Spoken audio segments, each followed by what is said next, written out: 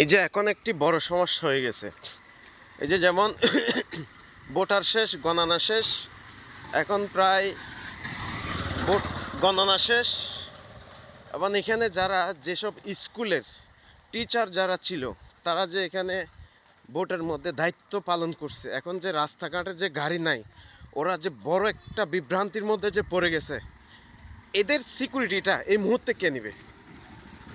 আমি তো এটা বলতে পারতেছি না এদের সিকিউরিটিটা এই মুহূর্তে কে নিবে। কেননা কারণ এটি বলার উদ্দেশ্য হচ্ছে, আমার এক আমার একটা মামাতো বোন এখানে উঠছে, ওই যে আপনার ওই বোর্ডের কেন্দ্রের মধ্যে উনি টিচার, এই ওই দায়িত্ব পড়ছে। এখন উনি যেতে পারতেছে না, বাধ্য হয়ে আমাকে বাইক নিয়ে আসতে হয়েছে। এখন বাকিরা ওরা কিভাবে যাবে? এটা একটু অতি দ্রুত এই মুহূর্তে যে কার্যকারিতা ছিল বা গাড়ি ঘোড়া চালানো, সেটি চালু করে দেওয়া উচিত বলে আমি মনে করি।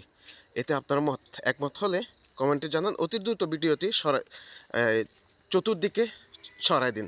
ধন্যবাদ, ভালো থাকবেন।